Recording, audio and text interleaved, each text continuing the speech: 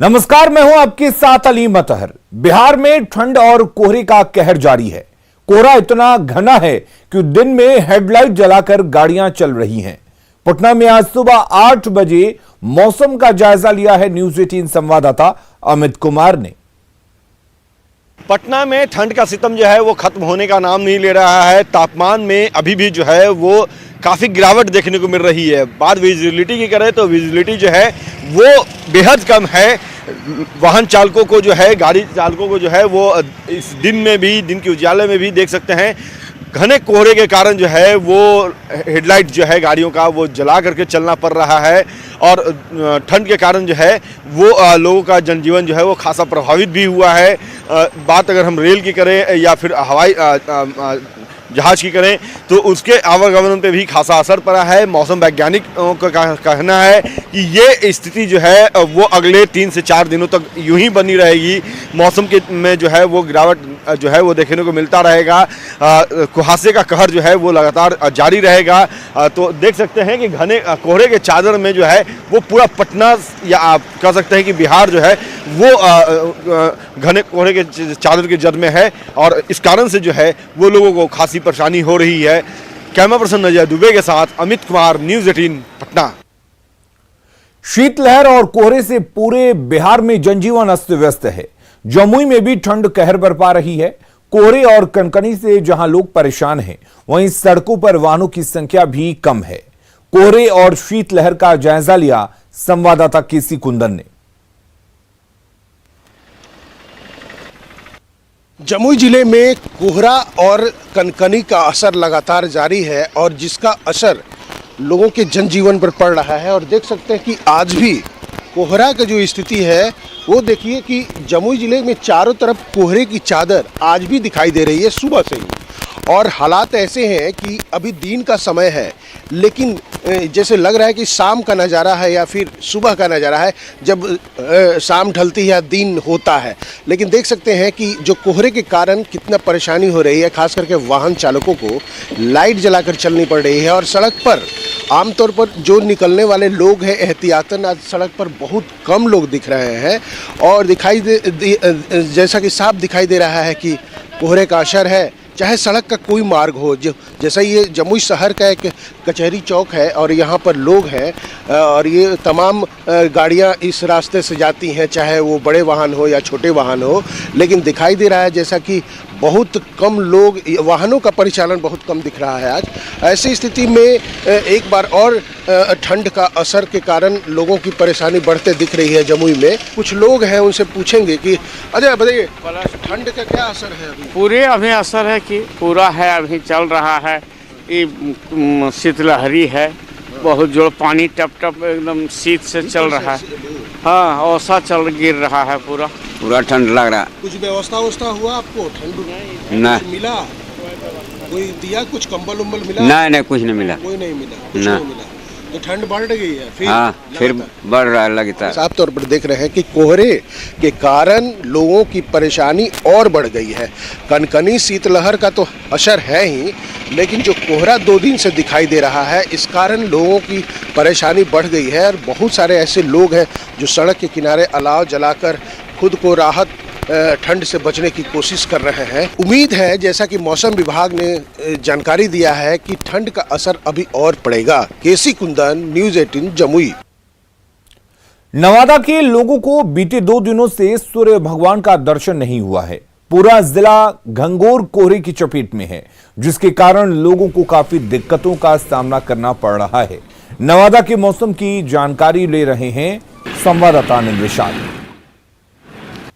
उत्तर भारत में हुए जोरदार बर्फबारी का असर मैदानी इलाकों में देखने को मिल रहा है और यही कारण है कि पिछले कुछ दिनों से यह इलाका पूरी तरह से शीतलहर की चपेट में है और पूरा इलाका घने कोहरे की चादर में लिपटा हुआ है।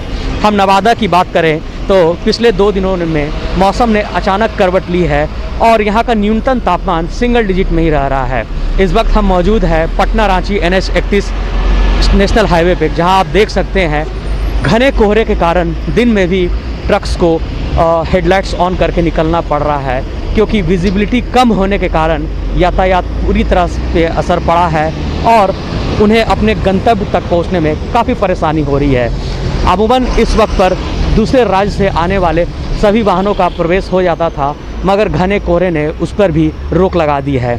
मौसम विभाग की माने तो अगले कुछ दिनों तक मौसम इसी तरह रह सकता है और घने कोहरे से लोगों को अभी निजात नहीं मिलेगी। सबसे ज़्यादा दैनिक दिन काम पे निकलने वाले लोगों को हो रही है और उससे लोग इस मौसम से काफ़ी जूझ भी रहे हैं। अनिल विशाल, न्यूज़ 18 नवादा। और पटना एयरपोर्ट पर सोमवार की रात जमकर हंगामा हुआ। दरअसल विजिबिलिटी कम होने की वजह से स्पाइस जेट की फ्लाइट डाइवर्ट होकर कोलकाता चली गई। विमान को शाम 6 बजे लैंड करना था, लेकिन मौसम की वजह से शाम 7 बजे इसे कोलकाता में लैंड करना पड़ा। रात 10 बजे तक जब विजिबिलिटी 1000 मीटर नहीं हुई तो सभी यात्रियों को बेंगलुरु ले जाया गया।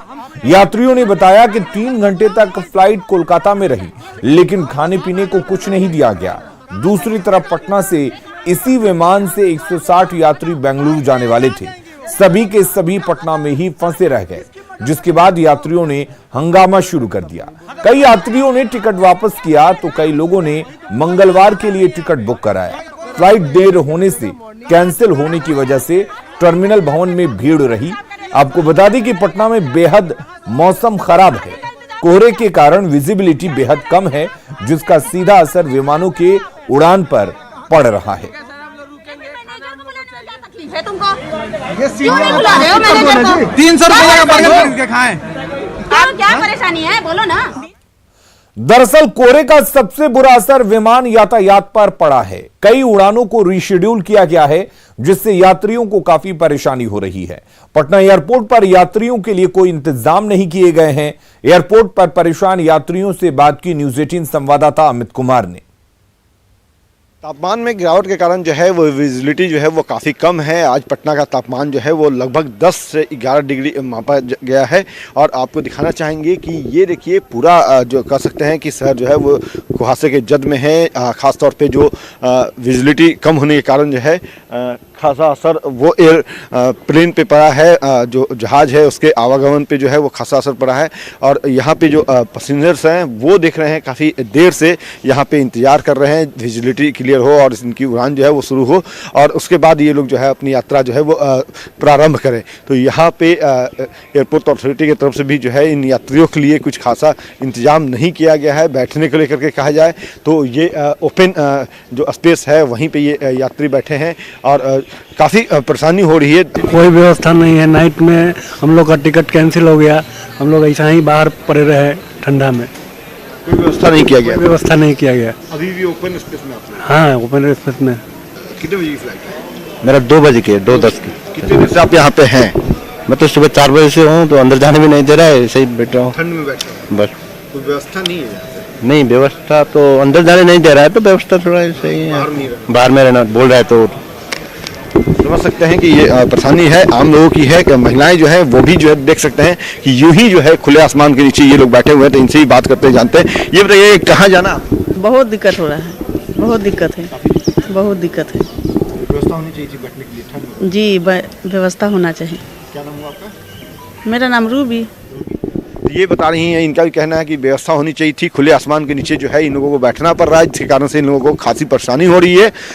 कैमरा पर्सन अजय दुबे के साथ Amit Kumar, news 18 Patna.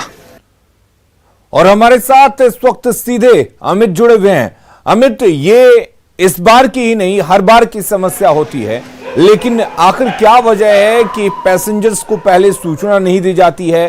Passengers Patna airport पर आकर फंस जाते हैं। क्या इसको लेकर जो विमान कंपनियां हैं उनकी तरफ से कोई इंतजाम नहीं किए जाते? देखिए अलीम, ये हैरत करने वाली जो बात है वो बिल्कुल आपने सही कहा। ये पहली बार नहीं, हर साल इस तरह की तस्वीर, इस तरह का नज़ारा जो है वो देखने को मिलता है।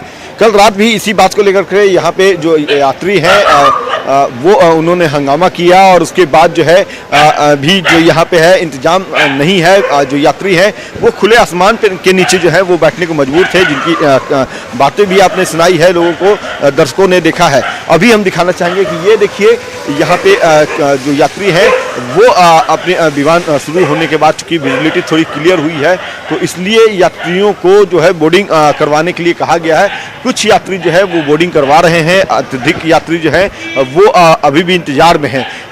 जो कंपनियां हैं उनके तरफ से कोई जानकारी नहीं दी जाती है और ना ही कोई बैठने की कोई व्यवस्था यहाँ पे की गई है, मुकम्मल व्यवस्था। चूंकि कड़ाके की ठंड है तो इसको लेकर के यात्री जो है वो खासी परेशान भी है। यहाँ देख सकते हैं कि एक पूरा परिवार जो है वो यहाँ पे है और यात्रा करने के लिए इंतजार कर रहा है। ये बताइएगा कि एयरपोर्ट अथॉरिटी की तरफ से कोई जानकारी दी गई थी कि प्लेन नहीं, कुछ नहीं। अब ये तो पता नहीं हर बार हो रहा है कि नहीं हो रहा है, लेकिन अभी कोई जानकारी नहीं दिया। हम लोग तो यहाँ से सुबह 8 बजे आए थे। कड़ाके की ठंड में लोग इस तरह से बैठने को मजबूर हैं, खुले आसमान के नीचे ये लोग बैठे हैं। और इन यात्रियों का कहना है आलिम कि ये तस्वीर जो है वो हमेशा देखने को मिलती है। आप यहाँ देख भी सकते हैं कि अब जाकर के जो विजिबिलिटी थोड़ी क्लियर हुई है तो बोर्डिंग कराने के लिए कहा गया है।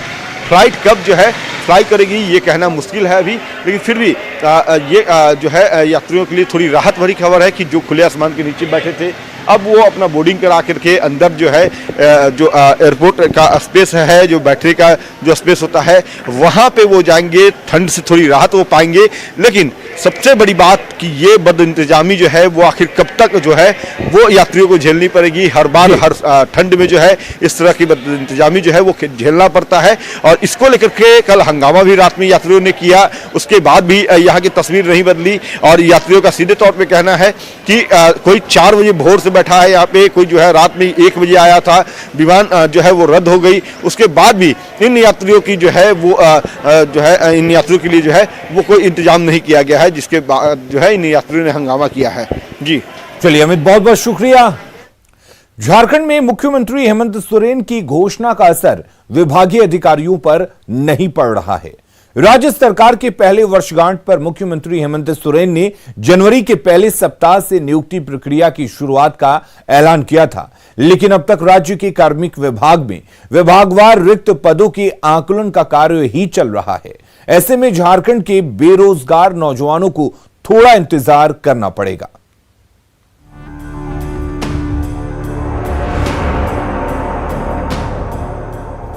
झारखंड के बेरोजगार नौजवानों को रोजगार के लिए अभी थोड़ा और इंतजार करना होगा। हर बार की तरह इस बार भी नियुक्ति प्रक्रिया की फाइल विलंब से चल रही है। कार्मिक विभाग के आदेश के बावजूद विभागवार रिक्त पदों के आकलन का कार्य अब तक पूरा नहीं किया जा सका है। झारखंड में ऐसी स्थिति तब है जब खुद मुख्यमंत्री हेमंत सोरेन ने जनवरी 2021 के पहले सप्ताह में नियुक्ति प्रक्रिया की शुरुआत करने का ऐलान किया था। राज्य में इस वक्त विभागों में रिक्त पड़े पद पर गौर करें तो प्राथमिक शिक्षा 22,728, माध्यमिक शिक्षा में 16,680 पद रिक्त हैं। उच्च शिक्षा विश्वविद्यालय में 2,030 पद रिक्त हैं। कल्याण विभाग के संचालित आवासीय विद्यालय में रिक्त पदों की संख्या 1,336 है। कृषि विभाग में रिक्त पद 6,979 हैं। श्रम नियोजन की अराजपत्रित रिक्त पदों की संख्या 1,527 है। ग्रामीण विकास की पंचायत सचिव 2,389, वनरक्षी 1,877, वनपाल 828 और आदेशपाल 454। झारखंड में बेरोजगारों की बढ़ रही फौज को लेकर 2019 के विधानसभा चुनाव में रोजगार एक बड़ा चुनावी मुद्दा रहा। चुनावी घोषणा पत्र में हेमंत सोरेन की अगुवाई वाली गठबंधन ने हर साल 5 लाख बेरोजगारों को रोजगार देने का वादा किया था। सरकार गठन के 13 महीने के बाद जब रोजगार की गाड़ी नहीं बढ़ पा रही है, तब सत्ताधारी दल के अपने तर्क हैं।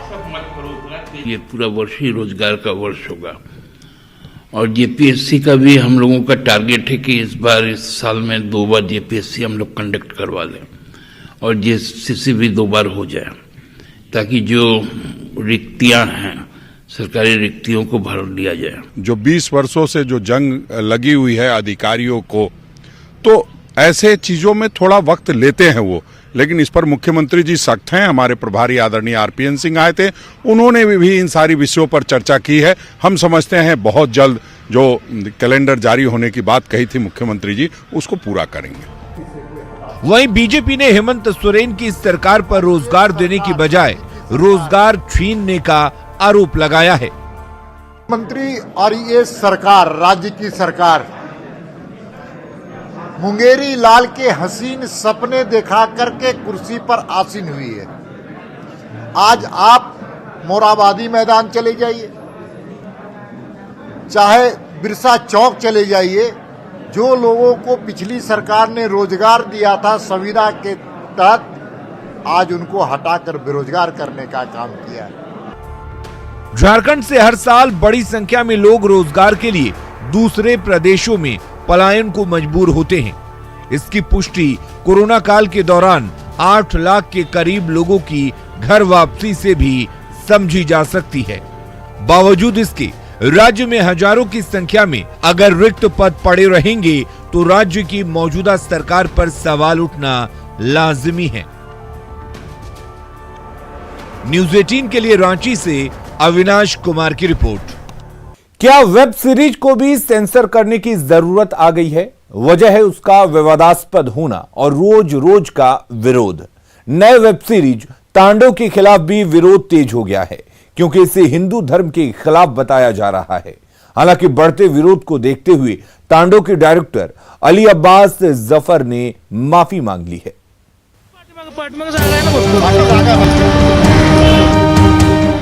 विरोध की ये तस्वीरें मुंबई की है और निशाने पर है तांडव, और इसकी वजह है ये आरोप। तांडव हिंदू धर्म के खिलाफ षड्यंत्र। विरोध की ये आग पूरब से पश्चिम तक फैल गई है। हिंदू भावनाओं को ठेस पहुंचाने को लेकर मुजफ्फरपुर के एक अधिवक्ता ने CJM कोर्ट में याचिका दायर की, जिसमें तांडव के निर्माता और 32 कलाकारों सहित कुल 96 लोगों को अभियुक्त बनाया गया है। हिंदू धर्म के साथ ये बार बार एक जान करके, जैसे कहते ना, एक खिलवाड़ बनाना, ये बहुत दुखद है। अमेजॉन प्राइम की वेब सीरीज तांडव को लेकर लखनऊ में दर्ज FIR पर कार्रवाई शुरू हो गई है। वेब सीरीज के खिलाफ लखनऊ के हजरतगंज थाने में FIR दर्ज होने के बाद 4 पुलिस अधिकारी जांच के लिए मुंबई गए हैं। बीजेपी विधायक राम कदम ने भी घाटकोपर पुलिस स्टेशन में शो के खिलाफ शिकायत दर्ज करवाई और तांडव के मेकर्स के खिलाफ सख्त कार्रवाई करने की मांग की। ऐसे लोगों को जो चीप पब्लिसिटी के लिए काम कर रहे हैं, मैंने कल भी कहा था और आज भी कहूंगा, भरे चौक में इनको जूते से मारने की आवश्यकता है। इसी मामले को लेकर बीजेपी सांसद मनोज कोटक ने सूचना और प्रसारण मंत्री प्रकाश जावड़ेकर को लेटर भी लिखा था और कहा था कि OTT प्लेटफॉर्म्स युवाओं में काफी पॉपुलर है, यहाँ सेंसरशिप नहीं होती है, इस कारण लगातार हिंदू भावनाओं पर हमले हो रहे हैं, इसे रेगुलेट किया जाना जरूरी है। इतना ही नहीं, बीजेपी के नेता कपिल मिश्रा ने भी अमेजॉन प्राइम वीडियो को लीगल नोटिस भेजा है, जिसमें तुरंत तांडव को प्लेटफॉर्म से हटाए जाने की मांग की है और ऐसा नहीं करने पर कानूनी कार्रवाई की चेतावनी दी है। एक तरफ जहां बीजेपी की ओर से तांडव पर लगातार सवाल उठाए जा रहे हैं, तो दूसरी ओर अब केंद्र सरकार ने भी सख्त रुख अपनाया है। केंद्रीय सूचना प्रसारण मंत्रालय की ओर से अमेजॉन प्राइम के अधिकारियों को बुलाया गया है और विवाद पर सफाई मांगी गई है। दरअसल आरोप है कि वेब सीरीज तांडव में भगवान शिव को लेकर कुछ टिप्पणी की गई है, जिस पर सारा बवाल शुरू हुआ है। इस वेब सीरीज में सैफ अली खान और अयूब जिशान मुख्य भूमिका में हैं, जिनका विवादों से गहरा रिश्ता है। सैफ अली खान ने फिल्म तानाजी में उदय भान का रोल निभाया था, लेकिन बाद में मुगलों के प्रति अपनी वफादारी दिखाते नजर आए थे। फिल्म के प्रमोशन में उन्होंने माता सीताहरण को सही ठहराया। वहीं अयूब जिशान GNU विवाद से लेकर CAA के विरोध में बढ़ चढ़ कर हिस्सा लिए थे। आपको बता दें कि तांडव को लेकर मचे राजनीतिक घमासान के बीच मुंबई में सैफ अली खान के घर के बाहर पुलिस तैनात की गई है, ताकि अगर कोई विरोध प्रदर्शन हो तो उसे काबू में लाया जा सके। इसके अलावा सोशल मीडिया पर भी कई कैंपेन चलाए जा रहे हैं। Bureau report, news 18 network.